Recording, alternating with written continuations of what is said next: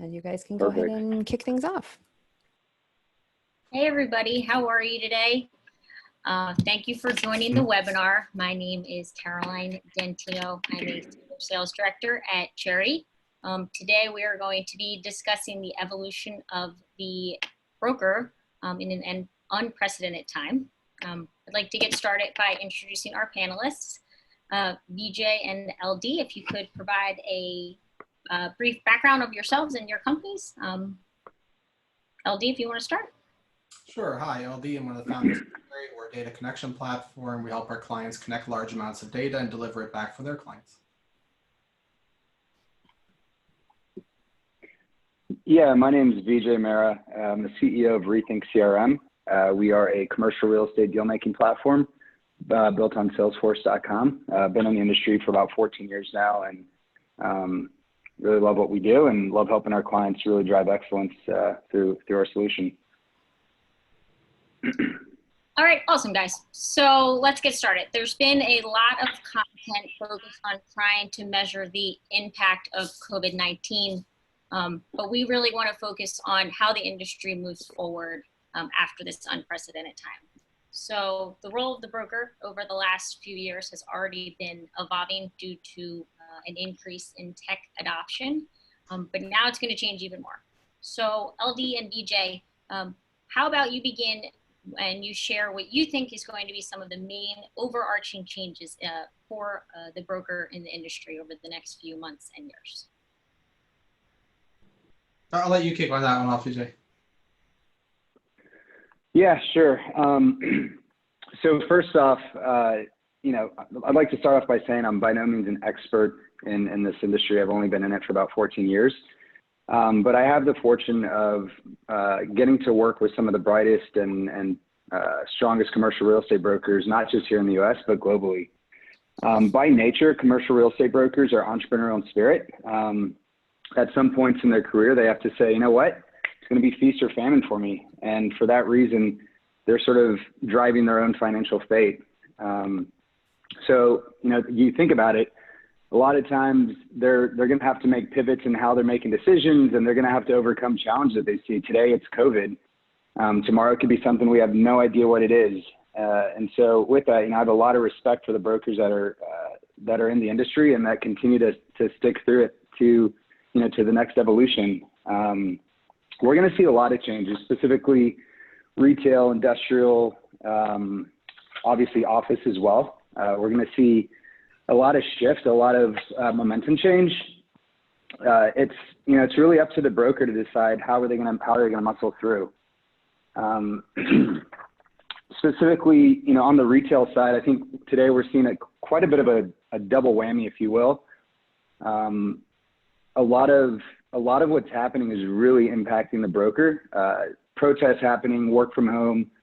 They're not able to really service their clients they were able to a year ago, 6 months ago. And for that reason, it's creating a lot of concern. Where am I getting my next paycheck? Am I going to survive, et cetera? You know, there's going to be a lot of change, but you know what? This is not new. This has been happening for quite a bit of time. If you look at the history of, you know, just the last 2 years in retail in itself, you have companies like J.Crew, Neiman Marcus, JCPenney, who've all filed for bankruptcy, which is really scary. But if you look at, excuse me, if you look at just 2019 alone, we saw 9,300 retail stores shut down. To compare today, year to date, we've seen about 3,600 retail locations shut down, and expecting almost 12,000 stores shutting down this year, which is kind of scary. But again, if you look back in history, a trend we saw with Blockbuster, for example, Blockbuster was something we all knew. It was something that was, you know, that was part of my upbringing. Every Friday, my family and I would go to Blockbuster, and to have that all of a sudden go belly up and disappear, people were scratching their heads saying, oh shit, what does this mean? What's next for the industry? But guess what? Those Blockbuster stores eventually transitioned to something else: martial arts centers, Starbucks, Wendy's, what have you. And so if you look at retail in particular, the art of the broker today is going to have to be to become innovative and figure out what is going to be that next evolution of this space.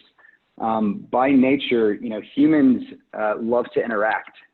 They love to go out and they love to meet people, whether that's through dining, whether that's through bars, even shopping, right? Where there's so much concern today in the retail sector. What is happening with shopping, especially as we see a lot of these big box stores, dissolving and going away. There's going to be the next iteration of that, right? It may very well be experiential, similar to what we see with Apple stores today, or even restoration hardwares. Folks love going to restoration hardware because of the experience they get from that, right? There's going to be this next evolution of retail, and with that, I think brokers are going to really have to learn how to get innovative and how to absorb these spaces with new tenants, with new concepts that are going in. I think first and foremost, I would start off by saying, whether it's in retail and industrial, office, et cetera, you're going to have to find a way to be innovative, to create those relationships and figure out, okay, I need to start thinking outside the box. How am I going to start figuring out what to put in, this new concept, and how am I going to represent landlords to help them get comfortable with what may go into these new concepts, right? And behind that, behind the innovation, there's going to be a layer of data that supports these decisions. And there's a lot of, there's a lot we can go on. I'll probably speak to this here in a little bit. I'll let LD kind of chime in, fill his in. But again, innovation is the first thing. And then second, I think supporting that with data. That was awesome. I think about Blockbuster. I love that experience so much as a kid. And it hasn't really been replicated, right? When you think about what it is that you loved, it wasn't just getting the video, right? That was part of it, right? It was the whole experience, the excitement of going to, here's something I have, here's something I don't have. So part of that experience completely disappeared because the challenge created an excitement, right? The fact that we couldn't get data delivery, in this case specifically, video is that data. So we had this whole artificial model of going and bringing it each time, right? And we got so excited about different ceremonies around it that you and I, for example, grew up, we're probably giving away our age, but the flip side is, right, that experience of fun disappeared. And a lot of times, that's true across a lot of industries, and have to reinvent themselves. I think brokers, to Caroline's original point in the question, I think have been evolving already, right? So if we think about the broker's role maybe 20 years ago, I'll take a big order of magnitude at times so people don't feel sensitive. The broker was almost like a gatekeeper to the data, right? If you wanted to know what's available on the market and at what price and what this means, the broker was there as the gatekeeper, and the more they had that wall around that, the more they had power. And that crumbled over the last 20 years. Now, there's still areas where there's some moats, of course, right? Some great companies exist because of that. CoStar is a great example, right? Every time people like to say something bad, remind yourselves why we keep going back. Some people, for many companies, that's where the data comes from. And in that type of world, maybe it was okay for a broker to run their life on an Excel spreadsheet or, a couple papers, Post-its here and there. And that's what the client expected from them, right? The client expected that. That's changed a lot. And today, brokers, to be able to meet their clients' needs, have to work very hard. They're not expected just to say, here's what's available. They're expected to say, give me something smart about it. Tell me something about the property I don't already know. Tell me how it compares to other properties. Interpret the data for me. I see there's a lot of data. What does that mean? I'm not an expert. You do this day in, day out. I buy property once every cycle. I'll lease a property once every cycle. You do this day in, day out. I'm looking at a ridiculous amount of data. What does it mean, right? Think of it like a doctor, right? I can go look at my test results. I have no idea what they mean. They try and make it easy. They show this little bar, you're outside of the range. Then when you go to the doctor, all panicky, he goes, no, that's fine. Sometimes it's outside of the range. It's okay. Like, okay, I need context for the data. I need somebody who knows what the hell they're talking about to interpret what this means. And the role of the broker is becoming that. So you're expected to know a lot more about your clients. You're expected to be in front of them with more insight all the time. You can't skip and just call once every quarter and see, no, it's a lot harder to do these things today and maintain those relationships. Post-COVID, that's just going to accelerate. So whatever trend we've seen will continue. And in places that the VJ highlighted, right, things like retail, where we're going to have to very quickly reinvent some of these spaces, right? They're going to be filled. The box is a good box. Some of them, right? Some that are in the middle of nowhere, like malls, maybe not good boxes, but a lot of these are good boxes. We just have to figure out what goes into this box. And flash news, the actual owner of that box doesn't necessarily know the best answer for that. And folks who can be smart and help the vendors and these folks get together and fill those boxes in more creative ways, and they'll need the data around it to tell better stories, we'll do this better than others. So I think we're going to see a lot more of that. And I'll just give you a good example that Shout out to, Virtual APT, company that does, videos of spaces, right? I can't describe how many phone calls I received as this thing came out of, hey, I need to look at, video quickly for a property, right? So that are the kind of things that people adapt very quickly because it's easy. I make a call. Changing my actual workload and saying, hey, I got to make a decision. I can't continue to work the way I have. I need to be more organized. I need to know everything about my clients. I need to be able to interpret the data because that's how I'm going to win for the next 10 years. It's a harder decision. It takes people a little more time to realize it. It's the fact. You can't change it. That's the reality. You have to do this. But it takes sometimes people more time to realize. Awesome. So yeah, and one thing you mentioned, I was just going to chime in really quickly, Caroline. One thing that you mentioned that I thought was super interesting, with shopping malls, for example. One of the major trends that we're seeing today is that the behavior of consumers is getting a lot more comfortable placing orders from behind their computer, right? And so this giant question mark that I hear from our retail clients almost weekly is, what do we do with all of these large footprint shopping centers and shopping malls that folks no longer need to go to? And, so much of what we're seeing today, companies like Favor, like Foxtrot, like GoPuff, right? These are companies that are really accelerating through this economy and through COVID.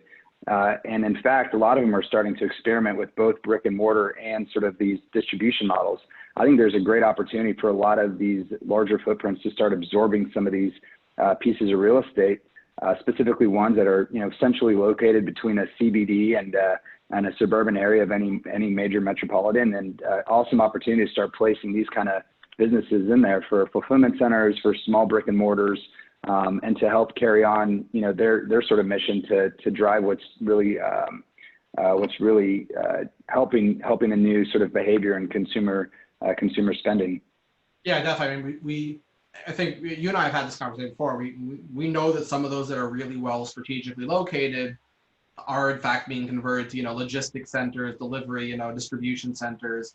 Some of them have a good repurposing future for sure. Absolutely. Well, on retail, that segues well into industrial. So what do you guys see for industrial brokers out there? And I mean, they're quite busy right now. So what kind of changes have you seen and do you foresee in the future? Maybe one of the... I'll kick it off. Go for it. Yeah, so, industrial in my mind continues to be the easy horse to bet on. Right, as I mentioned earlier, there's at least for the foreseeable future, and at least in our lifetime, there's going to be the need for manufacturing, for distribution, right? And consumer spending, while it may sort of dip a little bit, especially during times like now, we're going to continue to spend. It's what we love to do. Whether we go travel and we're buying whatever gadgets and widgets to, sitting at home right now, Amazon stock is at an all-time high, right? People are spending, people love to order. There's going to be a need for those goods to be shipped, to be manufactured and then delivered. And for that reason, I see industrial being kind of a safe bet. It may not be as sexy as some of the others like retail and office. But as far as betting on it, that's absolutely where I'll put my money. And in fact, we're starting to see a lot of evolution even within the industrial space as well. Things like server farms, where server farms are now getting cap rates as attractive as, Class A office space with, grade A credit tenant, right? And you're seeing just incredible facilities being built out where there's very little human capital necessary in order to run these, but massive just technology infrastructures that are so beautiful. In addition, you're seeing in certain markets too, where a lot of old industrial buildings are getting converted to Class A office or Class A retail, and they're sort of taking that old essence of the industrial building and playing it into the new vibe of whatever city is getting gentrified. You're seeing this through opportunity zones and what's happening there today. So I love industrial. I'll always continue to bet on it. I don't see it going anywhere in the foreseeable future. Yeah, I completely agree. Maybe just back to retail for half a second. I don't think retail is dead, right? I think in many ways, a lot of retail is still alive and kicking, and some retail will always be there because we want to be able to, convenience and certain things like that. So I don't want it to sound like retail is dead, but what we are seeing, to your point, is accelerated patterns, right? So some of the patterns that we've been observing are accelerating. And That means also for industrial, right? So all these delivery centers, all these distribution centers that we've been, ask any residential building how big their package rooms are getting as they're developing. They're, doubling in size every time they rebuild them. And even that's not enough. And, the vast majority of inner city traffic today is delivering, goods. It's not even people at this point, just delivering, shipping shit to our homes, right? So that's who we are as people. So that's not going to change. And I think that industrial is going to play a big part of that. So a lot of, to your point, industrial centers, retail centers. I think we also got a sneak peek of the future, right? So presumably we saw, a spike, it will go down, and then we'll see an accelerated, continuation of the trend. So all of these delivery experts and all these distribution centers, and to your point, some of the maybe data side folks, right? The big warehouses of data and storage and compute, the data centers, all of those we just got a view of where those are going to have to light up in the future. They'll come down a bit. And then now we know where we need to plan for. So I think a lot of those folks just got an unfair advantage of the future. But yeah, I completely agree with that assessment. So the next big asset class that we see has been affected with COVID, office, working from home. What do we foresee? We just went through a big wave of open floor plans now. We have all of these offices that don't have walls. Everybody's sitting very close to each other. So what do you guys foresee, and what kind of tips do you have on brokers moving forward in the office space? You want to start? Yeah, that's a good question. Yeah, absolutely. And to kind of add what LD said before, especially with retail and same with office, at the end of the day, real estate's not going away. And I said this earlier, but like we as humans, our needs and demand for physical space at whatever capacity is not going away, right? We continue to absorb whatever real estate we put here on earth. And I think we're going to continue to do so. I think the big change here, however, is how we use that space and how we utilize it and how we apply it to our day-to-day. With office, it's really interesting. We're seeing a few things happen today. First and foremost, almost immediately post-COVID, we saw this migration of work from home, which was really scary. I mean, even for me, a smaller organization, we're typically on site almost every day of the week or every work day of the week. That's how ideas happen. It's how collaboration happens. But something interesting started to take place. We realized, oh my gosh, we're just as, if not more productive now than we were pre-COVID. And I think a lot of organizations started to realize that. And you all of a sudden hear companies like Twitter, these mega technology behemoths who all of a sudden announce, hey, work from home indefinitely. We'll continue to go forward with this. Not only are they just as productive, but they're able to save a pretty large percentage of costs on their P&L, right? And that's pretty remarkable, right? They can start investing this into other areas of their business. Not to say that this is going to last forever. I personally, again, I'm not an expert in this, but this is just my opinion and perspective. I think co-working is going to take an entirely new shape and form here post-COVID once things start to open back up. Historically, as you mentioned, Cohen, we've had sort of this open floor plate design. You can move around, interact with a lot of different companies. I still think that happens to some degree. But what I think is really going to change now, I think this notion of having more of shared conference room space, more of a desk as you go, as opposed to kind of this dedicated office model. So that maybe, certain teams of an organization can come in certain days of the week, and then the rest of the week they can work remotely wherever they choose. And some of those folks may choose to work from a co-working space. But, imagine if, you're a larger tech company and your engineering team works 3 times a week from just a conference room or from a space within a co-working facility where they're just renting that space for 3-4 hours a day to do a brain exchange, to sync up on some ideas, and then they're out, right? I mean, it seems pretty conducive and works, especially with the environment that we're in today. And it's sort of a nice blend of what we were used to pre-COVID and what we're going through today. How does this impact the broker? There very well may be a lot of availability post-COVID. Once these leases start to renew, or once these leases start to expire, they need to figure out, well, how am I going to renew? Not every company in the world is going to say, hey, guess what? We're following Twitter. In fact, I think Twitter is going to be sort of the one-off. I think they're not going to be the norm. However, there's going to be a lot of companies out there that may realize they need to downsize. Maybe it's post-pandemic that they realize, hey, we need to start opening this up. Cushman & Wakefield did a pretty cool new concept called the 6 feet office, where they started designing what the new sort of modern day office will look like post-pandemic, where traffic is only allowed one direction, where every workspace has like a 6-foot circumference, where you're not really allowed to go inside those, that parameter. And what that does now, it increases the square footage per person on any sort of footprint, which means companies inevitably, based on that math, will have to take larger footprints in any, in any office space. And so upon renewal, brokers can start thinking of ways to, get innovative to help negotiate those renewals for their clients. Maybe it ends up being that they need more space to accommodate, the X number of employees that they have. So there's a lot of interesting things here, but again, back to what LD was saying earlier, it's all about having that data behind you and really being able to understand, what that data is. Previously it was having X amount of square feet per person. Maybe it was 150, maybe it was 200 square feet per person. That's going to change. It's going to increase dramatically, right? Understanding what that looks like now, being able to tie that into post-COVID lease rates for an office, and really being able to negotiate that for, for any lease renewal or for any new tenant coming into a building, and really help them understand what does a design concept look like and what's going to be favorable for the most effective, workforce within whatever industry you're working in.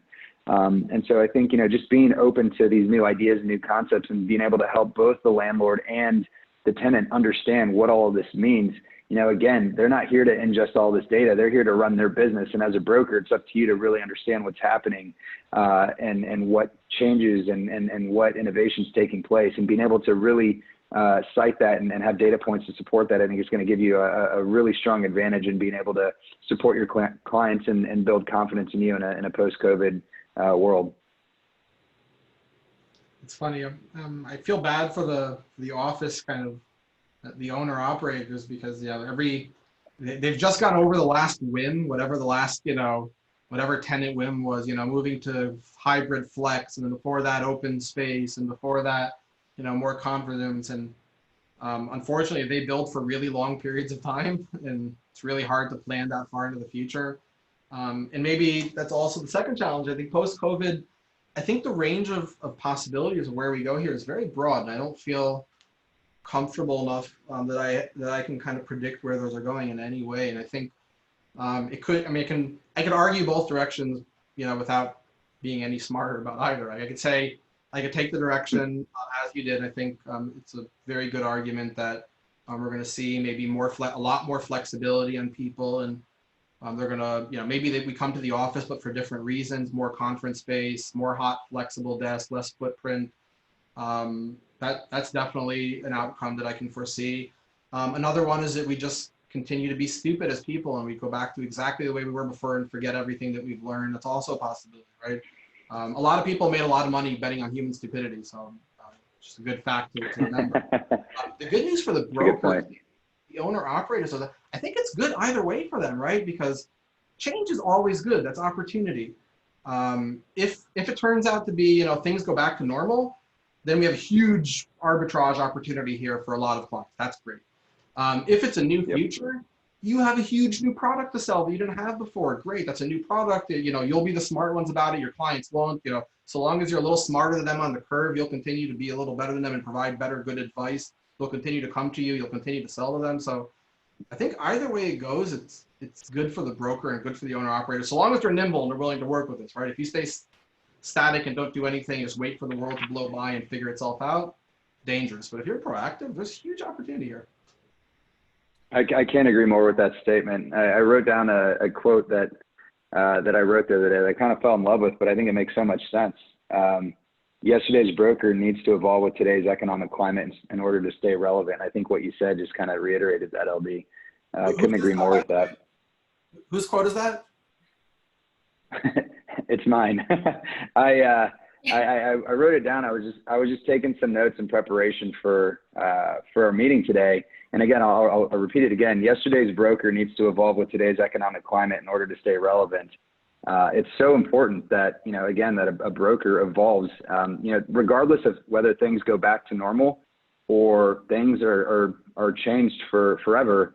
The broker that's willing to evolve and willing to go and seek opportunity and adopt technology and understand the market, those are the ones that are really going to excel. I started Rethink in 2008, just sort of in the cusp of that downturn, and watching our clients who really took that as an opportunity to accelerate their business. I was with them through their exits, through their sellouts, and saw some pretty remarkable brokerages get born from that day. And, my advice to a lot of brokers today, looking at the industry thinking, shit, what do I do now? Should I stay in? Should I go?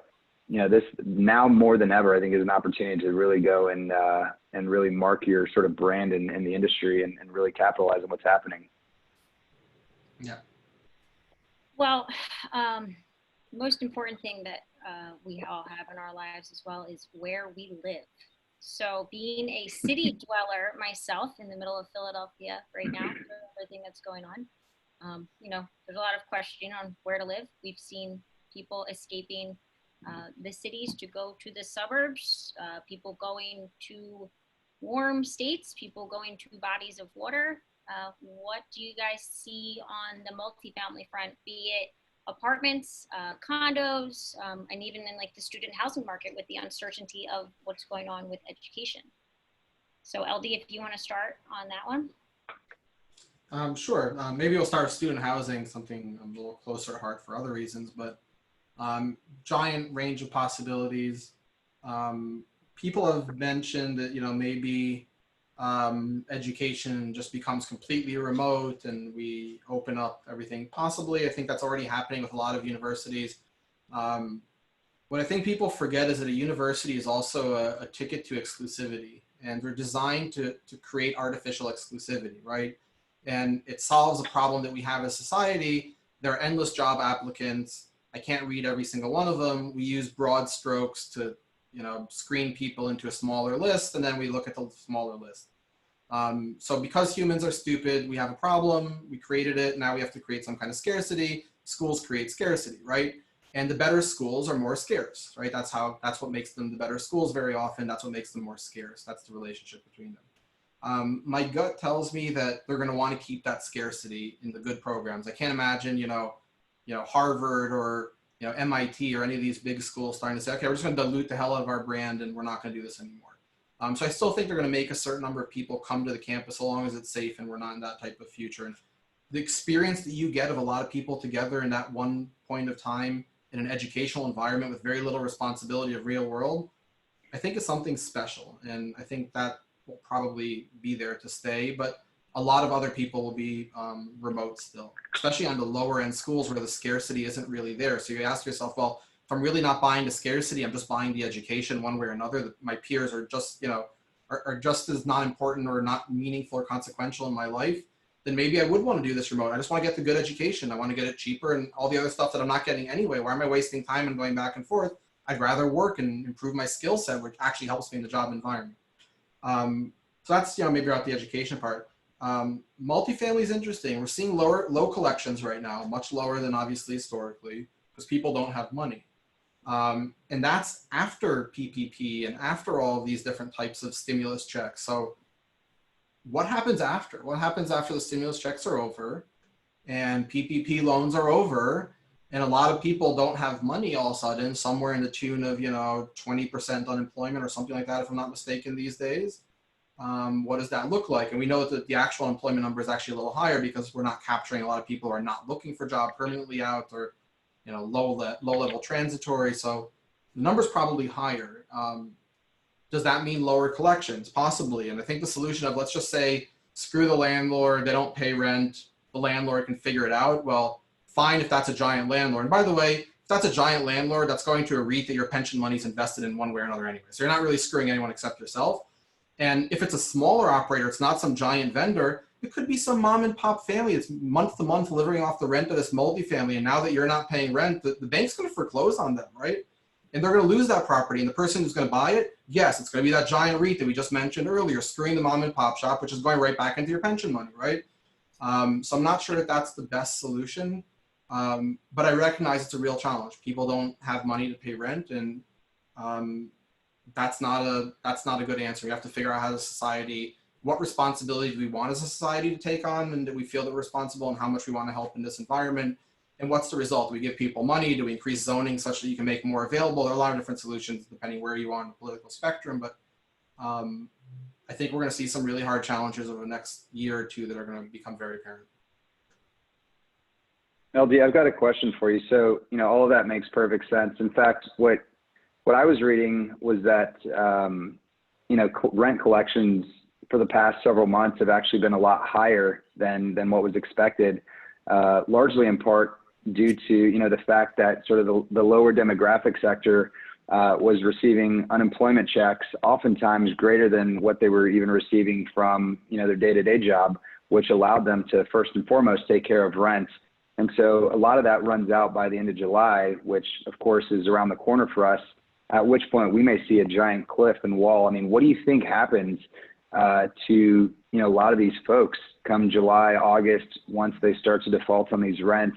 Even in addition to the landlords who are most likely going to be struggling, I think with multifamily, it hits a little closer to home because not everyone runs their own business. Not everyone can relate to having, a lease or buying a piece of commercial real estate, but everyone can relate to having a roof over their head. What do you think that means for them? Yeah, I don't know. I mean, to the first point, yes, rent collection was higher than they expected, but they expected lower than what they previously expected. So rent collection is still lower across the board. Sure. Some people lost their job, didn't get it. A lot of people, think of Manhattan, right, where the average rent is much higher than any unemployment check or any other. I can't imagine.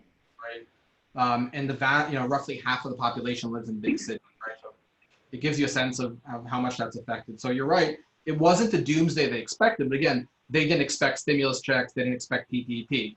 Given stimulus and PPP, it was still lower than what it could have been, which tells you that the problem is probably very big.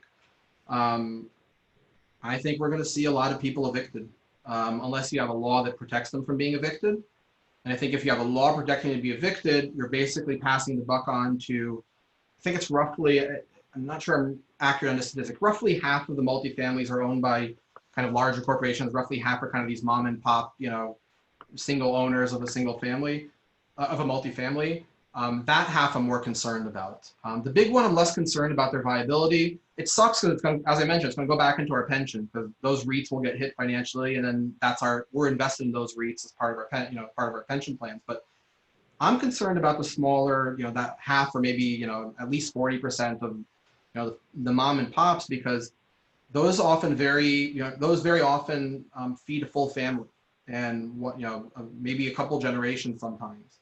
It might be a mixed, retail on the bottom, a couple of units on top. Maybe they live in one unit, two they rent out, and one on the bottom's a retail. That's going to be really bad because those folks, if you pass the buck on to them, they don't have any margin to absorb that buck, and they're going to hurt really bad.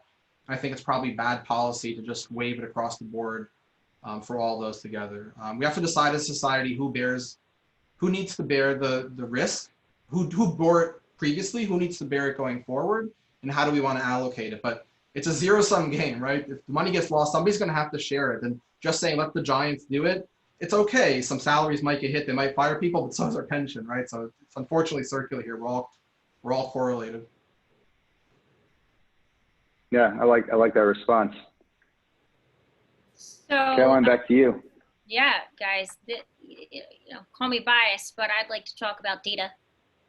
So what do you guys see the change, what brokers need right now? Like LD said, the buck stops at them. They control a lot of it, but now there are countless different data companies out there with all different sources of information. So how do you see brokers' role changing, be it from showing value to their clients, and then as well, even how they get paid? Do we see a change in commissions, and what's going to happen on that end? Yeah. So first off, on kind of the data set and what that looks like. So data is always going to continue to drive deals, right? That's how commercial real estate's priced out, and obviously same in residential as well. And I don't think that's going to change. I don't think it's going to change in our lifetime. You know, what has changed though is the data sets that we use. All the data that we're pricing, you know, Class A office space or Class B industrial space in any given market goes out the door, right? Anything from February, January this year, yeah, it's a data point, but it's not a relevant data point for today or even tomorrow. Like, that's quickly changing and evolving. And so how does a broker stay relevant, right? A broker stays relevant by capturing and tracking this information real time. Whereas, you know, maybe 12 months ago, you were able to look at a data set across 12 months. Today, you're limited in sort of span and what you can look at, and you're probably limited in data set as well. So those brokers who have access to that data set, whether it's through relationships with other brokers, whether it's using some of these tools, as you mentioned, Caroline and LD, that can provide you with a more sort of precise data set, those are the ones that are not only going to be able to support their clients better, but it's also going to enable them to really build the confidence of their clients and the other side of the transaction, right? They can help negotiate a lot better, right? Not only does it become a confidence piece, but it also allows you to help negotiate in any transaction. In terms of how this impacts commissions, you know, I to be honest, I'm not sure. I think, you know, I think we may see some evolution, not because of COVID, but just over time with more technology, with more data, with the evolution that's happening in CRE tech today. I do believe that you will see some evolution of the commission and how that works. I do think clients today have a little bit more leverage and negotiation power with the broker, but not always the case, right? I think the brokers that are out there really hustling, really looking for opportunity can in fact find more opportunity today than they were able to pre-COVID. It's just, again, being able to really see and innovate on ideas and how they're looking to fill spaces and how they're representing investors and so forth, or sellers and landlords, et cetera. You know, in terms of, again, the commission piece, there's an argument to be had where, you know, real estate experts can be seen as doctors and lawyers, and they can be held on retainer with a lot of these larger organizations and even family offices and such, where not only are they working with these organizations with a salary, but, you know, they're getting paid pretty huge upside commissions to transact deals that, you know, that are beneficial for their portfolio, for the business, what have you. You know, I can't unfortunately speak to specifics. I don't know what tomorrow holds, but I do see an evolution happening with commissions and how that plays out. LD, would love to hear your perspective. This is something I get asked almost every day, and I just kind of scratch my head, and I always ask our clients and brokers, and I always get a different answer. It's funny. I mean, of course, nobody wants to pay money. That's not a surprise. The humans don't like to pay money, and people who work like to get a lot of money. No surprise there as well. Right. I've told the story so often that it's probably boring to stop telling, but I think it drives the point here. I was in the Vatican last year, and I went to visit kind of the Egyptology area underground there because I like Egypt stuff. But I used to say, you know, amateur Egyptologist, but I'm not even that. Even that sounds pretentious. But I was walking by and I go over, you know, there's this Mesopotamian kind of plaque, and I thought it was Egyptian because clearly I'm not even an amateur Egyptologist. And I asked, you know, what's this thing there? I said, no, that's Mesopotamian. I didn't want to sound stupid. So I asked, you know, well, what is it? And they said, well, it's a rural land transaction. I took a picture from 4000 BC, right? There's a buyer, there's a seller, there's a registrar for the tax, there's a registrar for the, you know, the local king, and there's a buyer and seller agent. This is 6,000 years ago. 4,000 years, 2100 BC. So this is almost 4,500 years ago, 6 parts to a transaction that still exists today, right? So every time someone tells you they're disintermediating the broker, they're maybe, but I wouldn't, I'm sure a lot of people have said that over the course of 4,500 years. Maybe the commission structure becomes partially retainer, partially per transaction. You already see that sometimes in triple net lease or in some of those big tenants that do a lot of work together. You might see some pressure on the fees going down, possibly. That's all arm's length discussion, but I'm not sure the commissions are going away that fast because people don't like spending money before they get money. And that part of that always leads to a transaction model where there's no market maker, right, which absorbs that intermediary risk. That's what's happening on the residential side, right? These folks like, you know, Open Door, even if they don't call themselves market makers, they're basically trying to be that, you know, in some back way there. We don't have that in commercial yet. We might see it in multifamily one day. I don't see it that soon. When it comes to core data, I think obviously clients are a lot smarter today than they used to be. They know a lot more. They ask a lot more. they have access to their own data feeds very often. Some of your clients are extremely sophisticated. And what they're looking for is you to contextualize it. And everyone does, every broker on the phone knows this. If you have a really great relationship with the client, the only thing you lose it on is price and data, right? So either somebody else told a better story to you around data that you were unable to sell and broke their confidence in you to think, that one's just much better than I am. They really understand the market better. Or you just completely undercut them on price to the point where like, hell with it. If that's all you're going to charge, I'll do it with you. Most of you don't like to do the second one, if I had to imagine. You do it sometimes to win deals, but you don't like lowering your fees or your work because you work very hard. You can do the first still. You can still win on that, and with good platforms and good data and good storytelling, you can definitely win on the first one. So I'd like to, last question on our end, and then everybody who's listening, we're going to move to Q&A after this. So if you have a question, please use the Q&A feature. We've got a few good ones. But last question for you guys, VJ and LD, how are Cherre and Rethink, how are the two companies working together and separately in helping the evolution of the broker? VJ? Yeah, so I can start off, and this is by no means a sales pitch. I just want to make that clear, right? At the end of the day, what we've realized and done through my 14 years in the industry is listen to our customers. And one of the biggest things that I've heard as we've discussed is how important data is to the broker, right? And being able to apply that data to their day-to-day, right? Whether it's prospecting efforts, whether it's deal management, whether it's pricing out a particular deal that they're working on. And being able to have that information seamlessly sort of integrate and weave through that process is so critical. Yet no one has really tackled that. And for me, I just, I scratched my head for so long. Fortunately, we've got this rock star team behind us that said, all right, we're up for the challenge. And even more fortunately, you guys, we were able to meet more recently. And I think I was in New York, Carolina, and we broke bread. We discussed, what a potential partnership could look like, and really got excited about how Cherre data could look within Rethink and what that could do for the industry. And so more than anything, what got us excited was how this could impact, commercial brokers and how they could better serve their customers. And being able to do that not only led to a smarter broker, a more innovative broker, but also it helps them provide and support their customers a lot better as well. And so, with these things happening, we got really excited to tackle this. And so that's kind of the first evolution, what we're hoping to launch here in the near future. And what we're heads down working on. Data for us is everything, it's more than the CRM. It's more than, the process workflow. It's so much empowering what our clients and how they support their clients. And so we're really excited about that. You remind me how much I miss human contact. Yeah. So it's been a while. But yeah, to the point, at the end of the day, Cherre's a data management platform, right? Our job is to help our clients deliver connected data and insight to their clients. And in that type of domain, right, our job is to help save the hard effort of, collecting and cleaning some of that source data and helping our clients deliver it to theirs. We don't really work directly with clients on what things look like, or process management, right?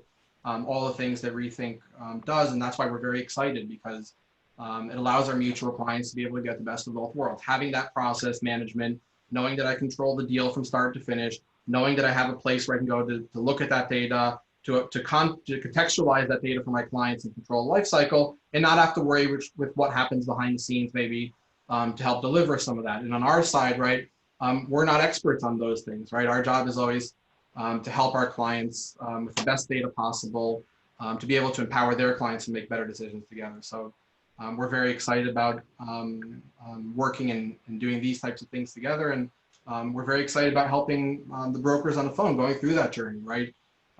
Because we know that being a client of Rethink means that you have better process management, and you have access to all the data realm that they'll need, whether it's today or in the future, right? And know that you can build on that. So I'm excited about this, obviously, and I think we'll have a lot of fun together in the future. Absolutely. And LB and Carolina, if you don't mind, I'd like to pull one of the questions out of the chat and address it, because I think it ties in so nicely with what you just said, LD. Yeah. So Do you mind, Caroline? So this is from Robert Cantor. He said there's not enough data now and maybe for the foreseeable future. Lack of transactional data is a guess at the moment. You're absolutely right. And in fact, this may not change for some time, but I think that works to your advantage, right? What companies like Cherre will do is help to provide and integrate so many of these data sets. And not everyone's going to have the foresight to say, okay, let me pull this data set with this data set and this data set and bring it all together. But now with a platform like Cherre, you're able to do that. And then on top of that, if you're able to not only take all these data sets and still find gaps, and you're able to provide your secret sauce of the data that you have insight to, guess what? You're the most competitive in your respective market because you are technically or virtually the only one in that specific market that may have access to all this data, and you can go build a force around that goes and represents your client, whether it's on a leasing or investment sales transaction. And so I see that sort of as not only as a benefit, but as an advantage because now we're finding more data sets readily available to eliminate the need to have to go and capture the most basic data set, but you can add and augment that data with additional information that you have from the information and deals that you're seeing getting transacted in your respective market. And so again, I see that as an advantage. And again, we're just a middleware here, right? So again, no disrespect to ourselves, but we're just a little, piece of the platform in the middle here that, helps the more important companies like Rethink. But I think that storytelling is still very important. And that's a good thing for brokers because that's your job. Your job is storytelling. Your job is taking all the data out there and contextualizing it to the client in the form of a story. You might not call it a story, but essentially you're telling a story. And that's good because that means that you're able to convey the value to the client in a way that's interesting, in a way that closes deals. Some people are afraid of data, right? The lack of data allows me to tell less compelling stories. It's true, but it also means you can tell any story you want, right? So you have a lot of flexibility. And any data that you have about something that's more than your competitor allows you to tell a more compelling story, right? So the good news is because there's a lot of missing data, but you have better access to that data, you're always gonna have a little leg up on somebody else who doesn't have access to it. So it's your advantage to have any more pieces of information to tell a better story to add value to your client means you're more likely to close a deal. Awesome. I love that, LD. I like this question. Elephant in the room, so I like questions like that. Riots in the 1960s and cheap gas accelerated urban flight. Do you think today's riots and IT are paving the road to offset the major progress we made in the last cycle to have people return to urban areas? No idea. Maybe it's an important point to say kind of more broadly, Cherre's values are very important to us. We think that all people have the right to be safe and happy and self-defined. And we wish the people outside who are expressing their civil right complaints in a legal manner continue to do so. And we support injustice disappearing from the world. How it affects real estate specifically is a very open question. Riots or demonstrations that have a violent element to them historically have been very pointed. I mean, they've, think of, LA after the Rodney King trial and violence, right? That type of violence was very narrowed, right? And we can test the effects before and after, but we've never seen something across the board in the US like this. If I had to guess, and this is me guessing, I would say we tend to revert to normal when it comes to property core value because they're less centered around these types of social issues, meaning it doesn't lead to people moving in and out of the city immediately. The reason that people move in and out of the city are more broad. They have to do with where employment's available, affordability, schools for children, right? And those things, I think, haven't changed dramatically as a result of what we're seeing today. The problem, to the point, which is whatever problems existed yesterday or a month ago still exist today and will likely exist a month from now, and those drivers will still be the big ones. And those challenges that we needed to solve a month ago that we need to solve today, my guess is we're probably gonna still need to solve them in a month from now, unfortunately, because change usually doesn't happen as fast as we like, and that's just the unfortunate reality. Hopefully it accelerates very fast right now. And if you're looking for a moral context to judge these events, I suggest everyone read the works of John Rawls, or at least figures out what the veil of ignorance and Rawlsian justice is, it'll help you very quickly figure out what's unjust, even if it doesn't answer what is just. EJ? Oh man, I don't think I can follow that one. I was going to say I was in my early adult life in the 1960s, so that's I don't remember too much back then. But no, I agree with what LD said. Early on. I mean, at the end of the day, I hope for peace and respect across the nation and world, and I hope that little kumbaya moment. I hope we can just all get along, and whether that means we see a migration from urban core out to suburbia or vice versa, right? We will start to see some trends, but my perspective is, so many businesses, so many lives have been built in the last decade in a lot of these central business districts, and they've gotten very comfortable with the lifestyle. In fact, I'm a perfect example. I moved from an Austin suburb over to downtown Austin last year, and I can't imagine going back. And in a market like Austin, prices are somewhat comparable. There's a little bit of a discrepancy, but the convenience factor, I don't have to have a car. I can walk everywhere. It's so nice. And, as LD mentioned, so much of what's driving this today, our employment, our schools, and such. And so, I don't really have much of a crystal ball to look into and see what happens. But just from my personal experience, I don't see it having much of an impact on me, but I know it will for others, especially when nature comes into play, right? I want to move to the beach. Caroline, you mentioned earlier, like folks going to the beach, going to the mountains, even going abroad now that there's a bit of flexibility. And so I see a lot of this happening. I don't know where it all lands in 12, 24, 36 months. Awesome. Okay, we got time for one or two more questions. How are tours being handled when social distancing, virtually, drones, 360 photos? And that's the question, and I as well would, with data, like what additional data sets can brokers kind of look at and prepare to make that front end experience a little more enjoyable? Did you say how are courts? Tours, to tour a building. Oh, tours. Sorry. Got it, sorry.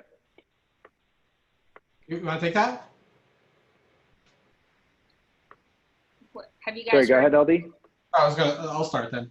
At least what we've seen is all of the above. So some places are allowed to use drones, and that's been what they've been doing. And there are a few companies that do drone images. Some areas you just need to put something inside. So companies like Matterport work in some of them, and some of those spaces are just too big or are not in the right price range for Matterport. And for those, we've seen companies like Virtual APT, which have a robotic solution they can throw into a building and kind of cover it cheaper, and especially works in a lot of places that Matterport doesn't. So that's what we've been seeing in the commercial space. If drones are there, yes, we see some of them. All tours have become remote because most places weren't allowed to show properties for a very long time, and most people weren't flying in from anywhere to see something, even if you were allowed to show the property somehow. So whatever photos were available, whatever virtual staging can be done to those images, plus solutions like Virtual APT and others to film the area such that you have something to look at. That's what we've seen so far. Yeah, my perspective, whether pandemic, whether COVID or not, I think virtual tours and drone footage, I think it's a great idea, right? I think from a broker perspective, it's much more efficient. It saves time and can be a lot more cost effective as well, right? So I totally embrace the technology that's really helping to drive what's going on in that world, whether it's pandemic or not. What I also believe though is that it helps sort of filter out a lot of folks who may or may not otherwise be interested in a piece of real estate. At the end of the day, for most businesses and most folks looking to acquire or lease or what have you, a piece of real estate, nothing beats the actual physical presence, right? This isn't always going to be the case with investors. I can't tell you the number of times when I worked for a REIT that we would purchase pieces of property worth more money than I'll ever have in my lifetime without ever seeing this. It was simply numbers on an Excel spreadsheet, and we'd say go. But for the most part, a lot of small businesses, a lot of companies, they'll want to go in and walk and feel, does this feel right? Does this look right? And for brokers, it's nice to know that they've already gone through the process of looking everything online, going through the virtual tours, the drone footage, what have you, and knowing that there's a level of comfort to proceed to that next stage of the process, and really, being able to kind of filter that out and really gauge, okay, what is their level of interest? They've seen the drone footage, they've looked at everything virtually, and now they still want to meet in person, right? That percentage of close is probably going to be a lot higher. And so I think, it works in a number of ways to help benefit the deal cycle for a broker. And hopefully it continues to mature and progress past pandemic and COVID. All right, last question. I open this to all asset classes, but we can start with what's the one change an apartment broker should make to thrive? BJ, if you want to start. Well, I'm sorry. What is one change an apartment broker can? I didn't get the last part. Sorry. What is one change an apartment broker should make to thrive? But I open the question up to not just apartment, all brokers as well. What is a big change that they can make to thrive right now? Yeah, I'll start off with apartment brokers. It's multifamily is probably my the area that I'm least familiar with. I would say if I'm an apartment broker today in this environment, people inevitably are going to have to find, due to what happens with, shift in income and what have you. I would say on marketing is going to be one of your biggest assets, marketing to landlords and property managers and owners, but also to your potential client base, right? Finding a way to really carve out your niche to help, to help show your clients that you understand what they're looking for, how you're going to help serve them. Particularly on another asset class in retail, I would suggest seeking out companies that are not only going to that are not necessarily going to survive, and start figuring out, is there an opportunity here, right? Like, let's talk about the J. Crews and Neiman Marcus, the J.C. Penney's. A lot of these companies have a head of real estate that will work for them and help them kind of navigate this. Even then, try reaching out to these folks. Try reaching out to the smaller organizations that, even though they're filing for bankruptcy, they're going through some sort of financial restructuring, there still may be an opportunity for you to represent them on a smaller footprint somewhere, right? There could be an opportunity there. On the flip side, these larger pieces of real estate that these companies are forfeiting or leaving behind, who's going to occupy those, right? There's so much fear and almost stigma tagged to these like large shopping centers and everything else. But I promise you, the brokers that come in and say, hey, you know what, I'd love to represent you. Let's get creative in how we think about this. Those are the ones that are really going to find opportunity. There's so much going on right now, but you really have to roll up your sleeves and think outside the box. We were so comfortable for the last decade and, in the transactions and deal volume that we were seeing, just kind of from I don't want to say cookie cutter, because nothing's cookie cutter, but more sort of predictive outcome. And now, those that can really think sort of outside that runway that we were thinking of, I think we'll be able to find a lot of opportunity there. And I guess that can apply also for the apartment broker, but I hope that helps. I completely agree with you. Final thoughts? I completely agree with you, Vijay. I think not instead of what you said, which is the vast majority of the point, but in addition to, I think because you're going to be doing a lot of that creative stuff, you're also, your metrics are going to go down dramatically. So a lot of deals that would have fallen on your lap or coming through relationships may not be coming in right now. And this is probably the time to make sure that you have processes in place that can go out to a wide net of people, market to them, to your point, or touch them in any way, whatever that means from your marketing process, and convert them through what might be a longer process than usual, in a very, very systemic and thoughtful manner. I think if you do a lot of that combined with making sure you're creative and you're thinking of good ideas that can be relevant right now to your clients and repeatable, I think those two things will make you more relevant right now in every asset class, but also in residential. Awesome. Well, thanks, guys. Time flies when you're having fun. So that is all the time that we have today. LD, VJ, you guys are great. Everybody, thank you for joining. Thank you, guys. We're going to share the recording so you guys can all get it on both our sites and channels. So thank you, and everybody stay safe and healthy. Thank you, everyone. Stay safe out there.